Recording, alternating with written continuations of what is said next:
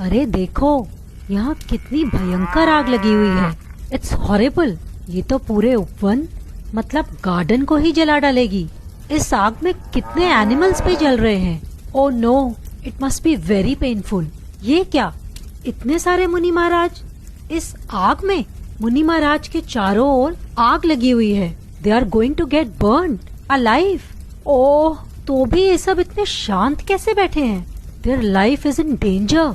बच्चों, कौन थे ये मुनिराज? क्यों इन्हें इस तरह से आग में जलाने की कोशिश की गई थी? और क्या ये सब उस भयंकर आग में जल गए या बच गए? Would you like to know? तो ध्यान से सुनो मुनि विष्णु कुमार की कहानी। This story is related to Rakshabandhan festival. बहुत पुरानी बात है। एक दिन विहार करते हुए अकंपनाचार्य मुनिराज अपने 700 शिष्यों मुनिराज के साथ उज्जैन नगरी में पहुँचे। अकंपनाचार्य को कुछ अनफॉर्चुनेट होने का आभास हुआ, तो उन्होंने अपने सभी 700 शिष्यों को मौन रहने के लिए कहा। मौन हो जाना मतलब कुछ नहीं बोलना, साइलेंट रहना। सभी मुनियों ने वैसा ही किया। थोड़ी ही देर में उज्जैन सिटी के किंग श्री वर्मा अपने 4 मिनिस्टर्स, जिनके नाम थे बलि, बृहस्पति, प्रहलाद और नमूची, उनके साथ आचार्य और सभी मुनिश्री के दर्शन को आए। सभी महाराज मौन साधना में लीन थे, तो उन्होंने किसी को धर्मोपदेश भी नहीं दिया। इन चारों मंत्रियों की धर्म में बिल्कुल भी आस्था नहीं थी, इसलिए मुनिराज को साइलेंट देखकर दे स्टार्टेड मेकिंग फन। वो बोले कि शायद इनको कोई नॉलेज ही नहीं है, इसीलिए मेडिटेशन की एक्टिंग कर रहे हैं। थोड़ी देर रुककर राजा और सभी मंत्री वहां से चले गए। ऑन द वे श्रुतसागर जी महाराज आहार करके नगर की ओर आ रहे थे। मंत्रीगण उनका भी मजाक बनाने लगे। देखो तो कैसे बैल की तरह चला आ रहा है। श्रुतसागर जी महाराज ने अपने गुरु आचार्य का मौन रहने का आदेश नहीं सुना था, इसलिए उन्होंने पीसफुली चारों मंत्रियों को समझाया और उनके सारे क्वेश्चंस को आंसर किया। मंत्रियों ने पहले कहा कि साधु को कोई नॉलेज नहीं है, पर अब उनका ज्ञान देख के उन्हें किंग के सामने इंसल्टेड फील होने लगा।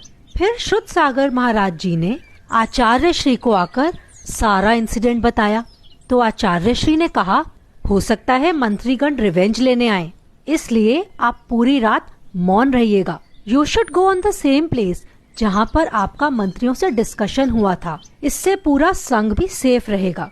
श्रुतसागर महाराज जी ने वैसा ही किया।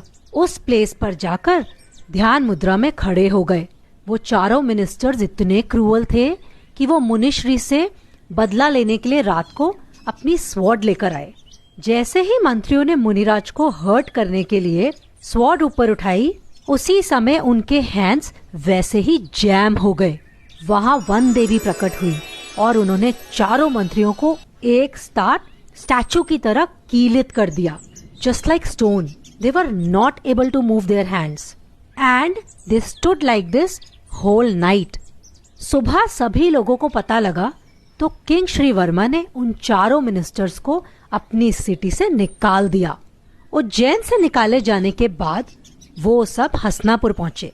हसनापुर के राजा पदम थे। उनको खुश करने के लिए उन्होंने उनकी बहुत हेल्प की। राजा ने खुश होकर उन्हें एक वर दिया। वर? ये वर क्या होता है? वर एक तरह का प्रॉमिस होता है। इसका मतलब है जब भी मंत्रियों को कुछ जरूरत होगी तो वो अपना रिवॉर्ड मांग लेंगे। इधर अकंपनाचार्य मुनिराज भी विहार करते हुए अपने 700 शिष्यों के साथ हसनापुर पहुंचे।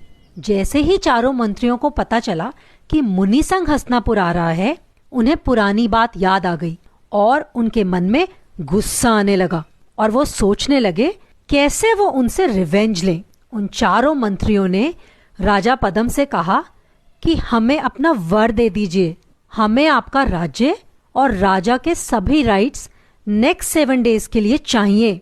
महाराज Padam had to fulfil ministers wish. जैसे ही वो हसनापुर के राजा बने, they started doing wrong things. जहां पर आचार्य श्री ने अपने सभी 700 शिष्यों के साथ ठहरे हुए थे, उस पूरी जगह को चारों तरफ से बड़े बड़े वुडन लॉक से कवर कर दिया और उसको एक हवन कुंड जैसा बना दिया और फिर उसमें आग लगा दी। तब मुनि श्रुतसागर जी महाराज मिथिला नगरी में थे। उन्हें एस्ट्रोलॉजी की अच्छी नॉलेज थी।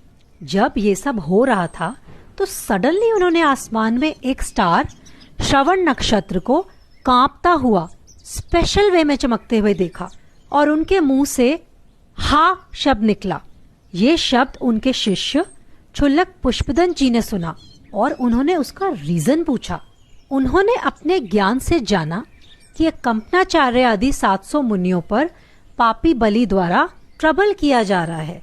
तो क्षुल्लक जी के क्यूरियोसिटी से पूछा कि इसका उपाय क्या हो सकता है। श्रुतसागर जी महाराज ने बताया कि उनके शिष्य विष्णु कुमार मुनि उन्हें विक्रिया रिद्धि है और उससे वे इसका समाधान कर सकते हैं। पता है बच्चों, विक्रिया रिद्धि क्या होती है? ये स्पेशल पावर होती है। जिसके पास ये होती है he can change his body, मतलब कैसा भी गेटअप चेंज कर सकते हैं, कोई भी फेस बना सकते हैं, एंड दे कैन इंक्रीज और डिक्रीज हिज हाइट, कैसा भी रूप बना सकते हैं। फिर क्षुल्लक जी मुनि विष्णु कुमार से सभी मुनियों की सेफ्टी के लिए रिक्वेस्ट करने गए। मुनि विष्णु कुमार को तो पता ही नहीं था कि उन्हें कोई ऐसी रिद्धि भी है। तो पता है उन्होंने कैसे जाना कि उनके पास रिद्धि है? उन्होंने चेक करने के लिए अपना हाथ बढ़ाया तो कहीं भी रुके बिना बहुत दूर तक चला गया एंड ही रियलाइज्ड कि वो कैसा भी रूप चेंज कर सकते हैं। पता है बच्चों, मुनिराज को क्यों नहीं पता था? क्योंकि इन रिद्धियों की तो उन्हें जरूरत ही नहीं होती। वो तो अपनी आत्म साधना में लीन रहते हैं और परम सुख मोक्ष को प्राप्त करना चाहते हैं। फिर मुनि विष्णु कुमार शीघ्र ही हस्तिनापुर गए। वहाँ हस्तिनापुर के किंग पद्म उनके भाई थे। वो अपने भाई किंग पद्म से बोले, तुम्हारे राज्य में मुनियों पर यह उपसर्ग और अत्याचार कैसा? राजा Padma felt very guilty and he bent down on his legs. उनकी आंखों में आंसू आ गए। वे बोले, प्रभु, ruling this city is not in my hand. दुष्ट बलि ने मुझसे वचनबद्ध करके, मतलब प्रॉमिस लेकर, ये राज्य 7 दिनों के लिए मुझसे ले लिया है। सो आई एम हेल्पलेस हियर। भगवान, आप ही कुछ कर सकते हैं। आप ही इस उपसर्ग को किसी तरह दूत करके शीघ्र मुनि संघ की रक्षा कीजिए। सभी मुनियों की रक्षा करने के लिए मुनि विष्णु कुमार ने सबसे पहले अपना मुनि पद छोड़ा। बच्चों, आपको पता है ना, मुनि विष्णु कुमार को विक्रिया रिद्धि थी, तो अपनी सुपर पावर से वो छोटे से भिक्षुक ड्वार्फ का रूप लेकर वहाँ गए और यज्ञ मंडप में अच्छी अच्छी मीठी मीठी बातों से बलि और उन चारों मंत्रियों को प्रसन्न किया। प्रसन्न होकर राजा बलि ने ड्वार्फ ब्राह्मण से कहा, महाराज, it's our good luck that you came here. आप जो चाहे निसंकोच मांग ले। मुनि विष्णु कुमार बने उस ड्वार्फ यानी भिक्षुक ने कहा, मुझे ज्यादा कुछ नहीं चाहिए, सिर्फ लैंड के 3 स्टेप्स यानी 3 पग चाहिए। सभी लोग उन पर हंसने लगे और बोले कि तुमने अपनी साइज जैसा बहुत छोटी चीज मांगी है। ठीक है, रख लो जहाँ पर तुम्हें अपने 3 स्टेप्स रखने हैं। पता है बच्चों, मुनि विष्णु को विक्रिया रिद्धि थी ना, अपनी सुपर पावर से ही increased his height so much, इतना बड़ा कि he kept his first step on Sumeru पर्वत and second step on Manushottar पर्वत। दैट मीन्स 2 स्टेप्स में ही सारा मनुष्य लोक आ गया, लेकिन 3rd स्टेप के लिए तो कोई स्पेस ही नहीं बचा। All were scared. देवगण भी सरप्राइज थे एंड दे केम फ्रॉम स्वर्ग लोक। उन्होंने बलि को बांध दिया। बलि और चारों मंत्री फेल डाउन, मुनि विष्णु कुमार के चरणों में गिर पड़े। दे फेल्ट गिल्ट, बारंबार क्षमा मांगने लगे, सॉरी बोलने लगे।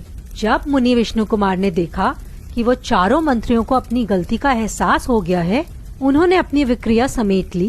दैट मीन्स वो फिर से अपने ओरिजिनल फॉर्म में आ गए और अकंपनाचार्य आदि 700 मुनियों का उपसर्ग समाप्त हो गया और चारों ओर शांति छा गई।